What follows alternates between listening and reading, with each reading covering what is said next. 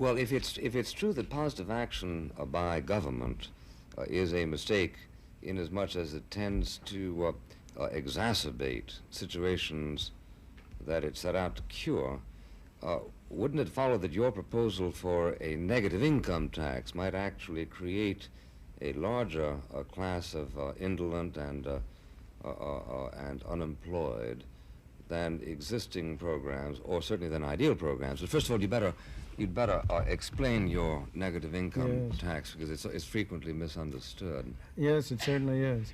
The proposal for a negative income tax is a proposal to help poor people by giving them money, which is what they need, rather than as now, by requiring them to come before a governmental official, detail all their assets and their liabilities, and be told that you may spend X dollars on rent, Y dollars on food, etc., and then be given a handout. The idea of the negative income tax is to treat people who are poor in the same way as we treat people who are rich. Both groups would have to file income tax returns, and both groups would be treated in parallel way. Under current law, if you or I file an income tax return, and we have, let's say, I were a family of four, head of a family of four, to take a simple case. Which in fact you do. Well, I am, but as it happens, my children are growing up and they're not very good as, no good to me anymore as income tax deductions. That's one of the troubles with you kids growing up. Your parents lose you as a deduction. And you don't tithe their earnings? No, I'm afraid I don't tithe their earnings, and I'm afraid in the modern day the parents continue to contribute to the children instead of the other way around. But if I were still head of a family of four, I would be entitled to an exemption of $3,000 without paying a tax. That is, if I had an income of $3,000, I would have an exemption of $3,000, I would pay no tax. If I had an income of $4,000, I would have a positive taxable income of $1,000. I would be required to pay a tax on that $1,000. Suppose I have an income of $2,000. Then by the same arithmetic, I have a negative taxable income of $1,000. Minus $1,000 is my taxable income. The idea of the negative income tax is to apply a tax rate to that minus $1,000 and give a man a subsidy in proportion to it. For example, the highest rate, it seems to me, at all feasible to use would be 50%, and it makes it simple for arithmetic. Let's suppose a rate were 50%. Then if I had an income of $2,000 with a family of four, I would be entitled to receive half of that $1,000 back. That is, I would get back $500 and end up with an income of $2,500 available to me. If I had zero income, if I had no income at all, then I would have a negative taxable income of minus $3,000. I would be entitled to receive half of that, or $1,500. And in this way, this program would say nobody in the country, no family of four in the country, shall have a smaller amount than $1,500 available for it for its purposes of consumption. That would be the negative income tax. Now, the point that I think it's urgent to stress to avoid misunderstanding is that while there's a guaranteed income, a minimum guarantee of $1,500, that income is not equal to the break-even point, the point at which you pay no taxes of $3,000. This difference is essential because there are other proposals which have been made under the name of guaranteed income, which would say, let's set a level like $3,000, then if a family has less than that, we'll make up the difference. Now, the trouble with such gap-filling programs, with a program which says if you have less than $3,000, we'll make up the difference, is that you destroy the incentive of people to earn anything. Why should anybody go to work and earn anything? Now, under a 50% rate, you also weaken their incentive. And if you were starting from scratch, you might be adding to the problem. But you're not starting from scratch. Our present welfare programs, our present direct relief, and aid to dependent children programs, in effect, have a 100% tax rate. Because if a family on relief, if, let's say, a woman, as currently is mostly the case under aid to dependent children, if a woman who is on relief takes a job and earns $100, and she's honest, she is required to have her relief payment reduced by $100. That's one of the ways in which we've been producing poor people. Yes, but it would be easy enough to modify that system without invoking your revolutionary substitute. Not at all. Impossible. How? Well, you say because it's politically difficult. No, no, no, no, no. Never mind the political difficulty. How would you modify it? Well, presumably by permitting her to keep one half of that Yes, $100. but then look at what happens. Let's suppose you go that route. Now I have two people, both of whom are working at the same job, both of whom have the same wage, but one of them, before he had that job or she had that job, was on relief, and the other was not. The person on relief ends up with a higher income than the person who is not. Under the existing system. Under your plan. Yeah. No, under your plan. If you were, in fact, I haven't advanced the plan yet. But go no, ahead. under the plan you mentioned. Yeah. Under a plan where you said, well, now 4 people on relief, if they get a job, we'll let them keep half their earnings. The effect of that is to treat people who ought to be treated the same differently. It's thoroughly inequitable, and I think nobody would stand for it very long, because the man who says, now here I am, I got this We'll job. return to Firing Line and William F. Buckley and his guest after this brief interruption. Same pay, but came off of relief. The virtue of an income tax arrangement is precisely that it treats everybody the same way. Anybody whose income is $2,000 with a family of 4 gets treated exactly the same way, and there's none of this unfortunate discrimination among people. Well, I see that point, and it certainly is a logical extension of the whole idea of rule by law. But in fact, don't we know from the evidence of our census that the poor really are divided into 2 categories?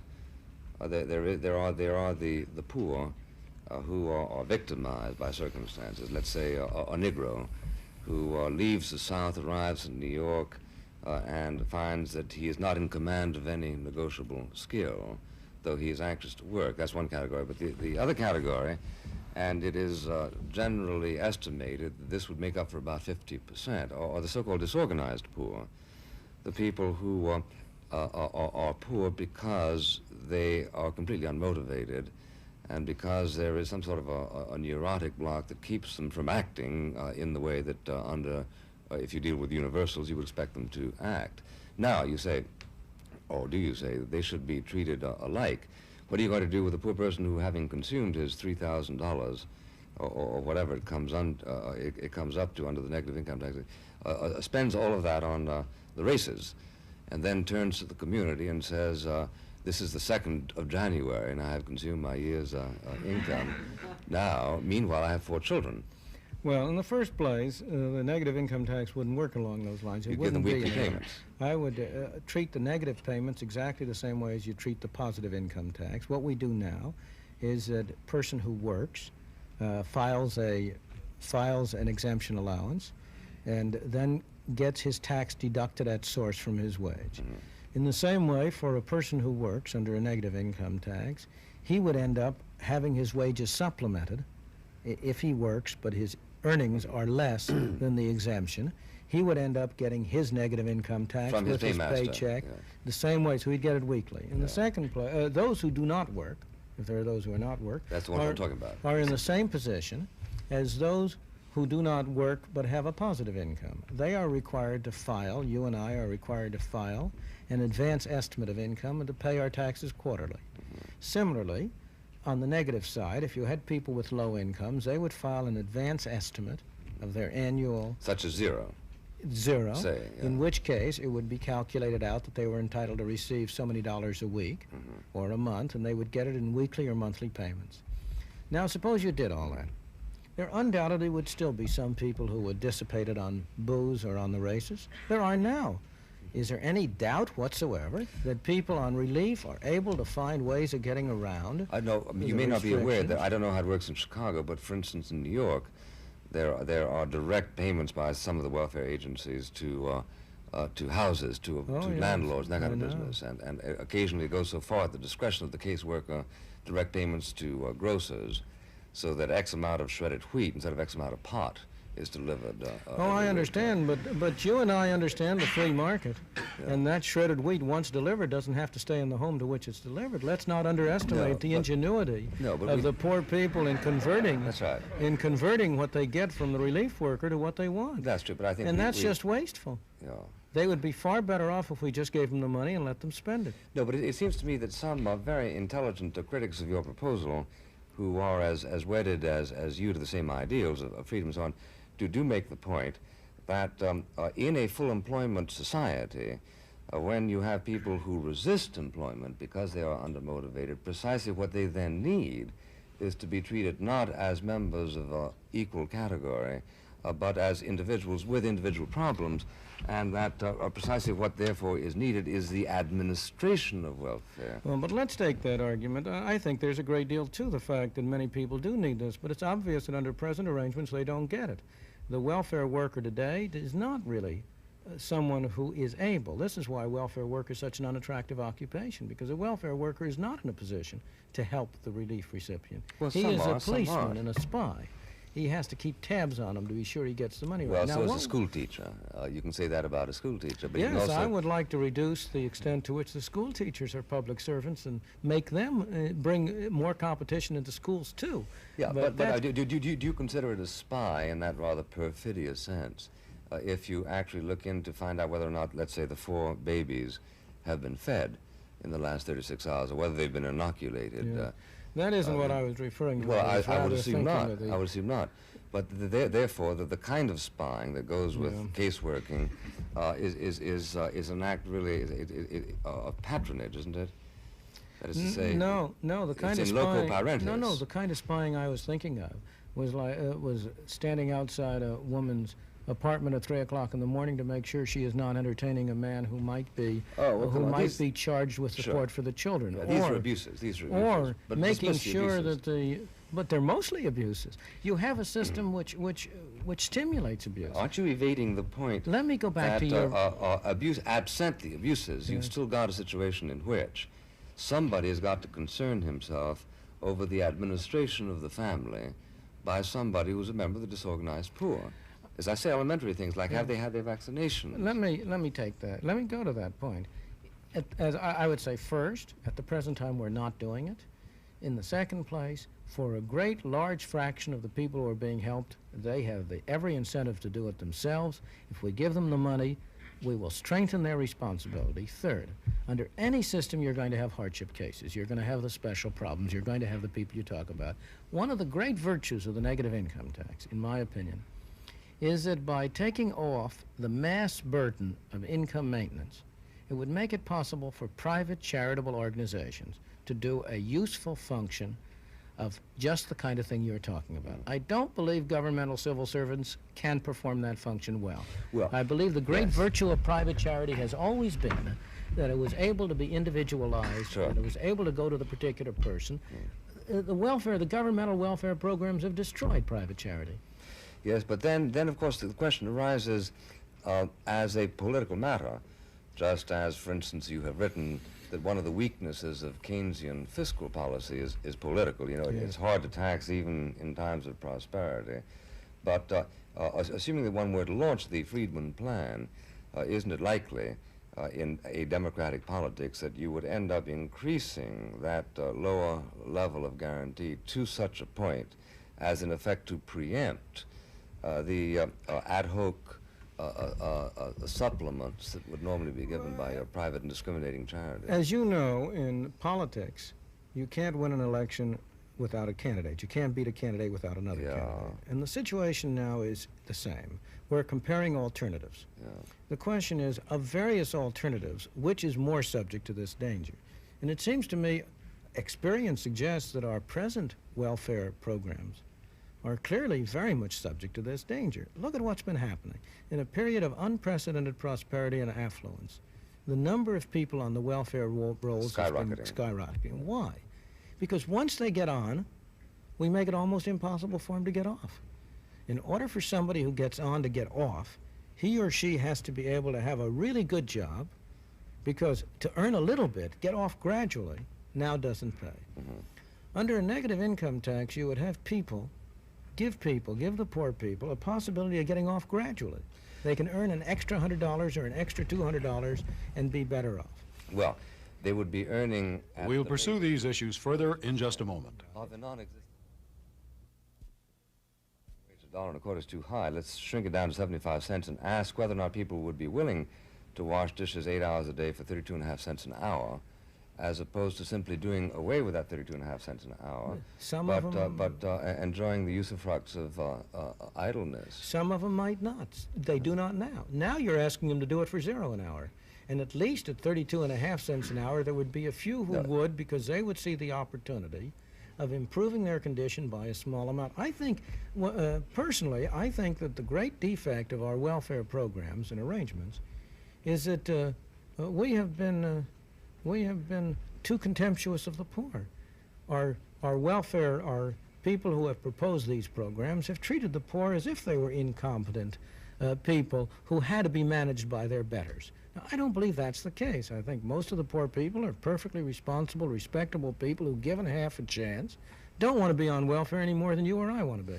Well, but we've got to give them a chance to get off It's a matter of statistics, Ms. Friedman. I think that that's true about some of them. Yes. But I think it's also not true about others of them. Of course. The man whose judgment I respect most in New York City arrives at the generality that it's about half and half in New York City. Well, wouldn't it be... And under the circumstances, it seems to me improper to create an exquisitely rational program such as the one that you are suggesting, when in fact it's going to leave completely untouched and perhaps even worsened the 50% of the so-called disorganized Oh, I poor. beg your pardon. It's not going to worsen them. It's going to give the opportunity a chance to work out with respect to the other 50%. It's obviously going to worsen them if in fact you make it possible for them to spend their income on matters that don't relate to health and shelter, whereas under the existing situation you at least oversee that health and shelter are administered. You're willing to take the word for the deed. You're willing to take the fact that you oversee for the fact that you accomplish something. Well, what you do I in start most from of these cases is to have people waste, in order to get around you now, as they undoubtedly get around you, they waste some of what you give them.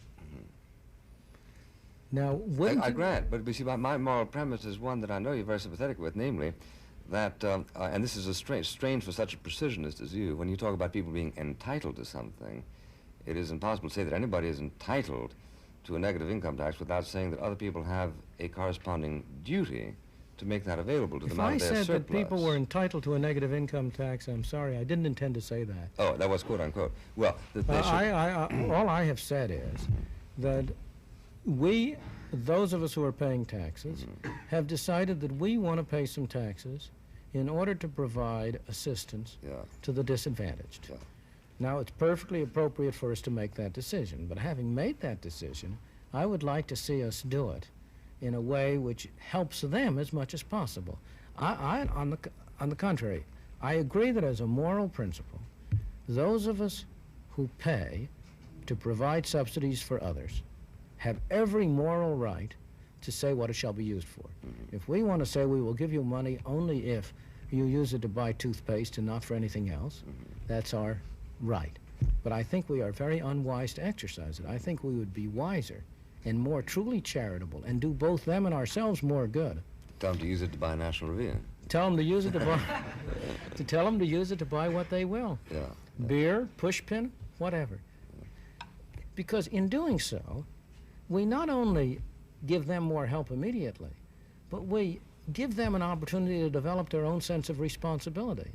You know, I'm sure we all do when we try to raise our children.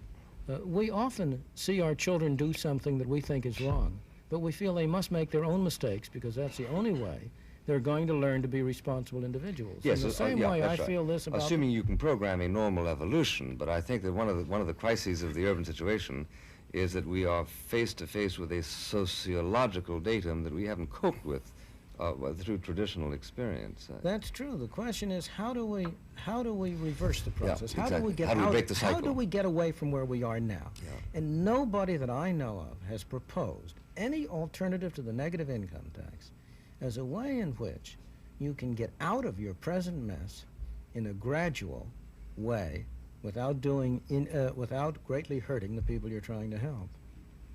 There's a question. I was wondering if the negative income tax and the Council for Volunteer Military and other right-wing libertarian proposals, if these wouldn't have a useful Trojan horse effect insofar as they're attractive to liberals and other leftists who unwittingly, therefore, would be supporting programs that lay the basis for further economic liberty. Well, that's a complicated and difficult question. I think that one of the encouraging things is that so many of the people who have been in favor of welfare state activities and of increasing governmental intervention have been becoming disillusioned with it. And I do think it is desirable for those of us who share their ultimate objectives but who believe that they are following the wrong means. I think it's desirable for us to go along and try to develop programs which they can support.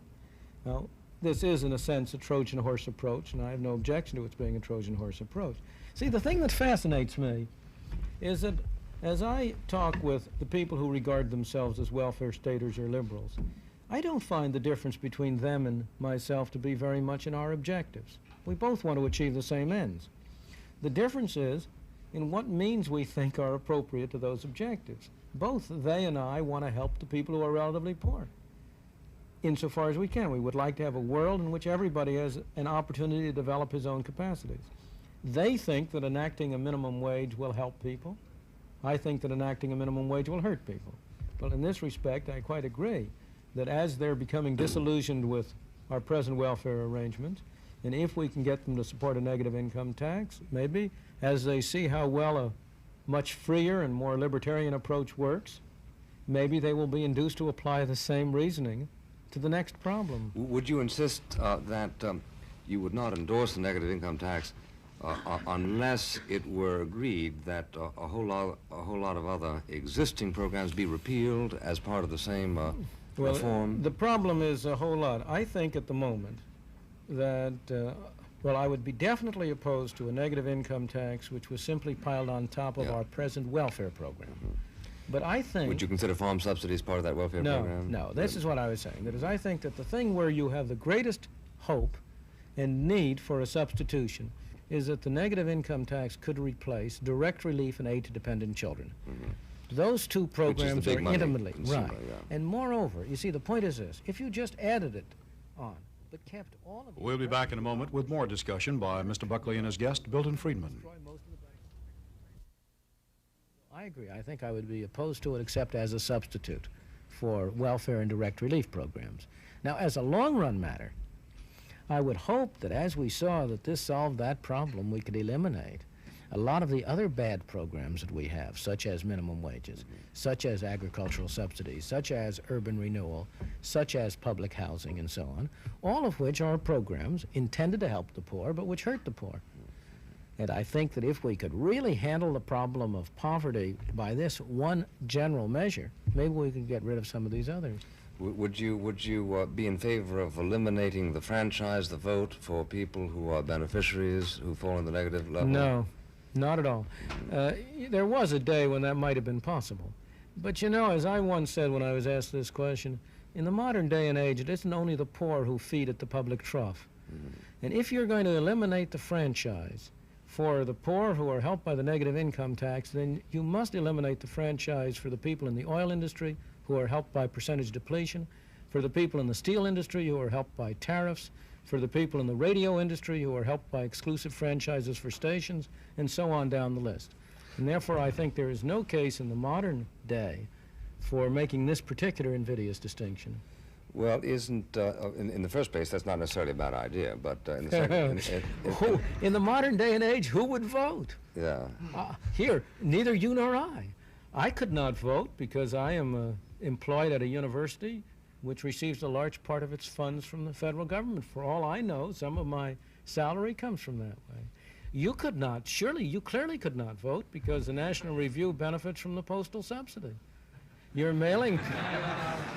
No, we present law. We don't go out by first-class mail. No, but that's all the worse. Under first-class mail more than pays its way. It's first-class mail that's paying your subsidy.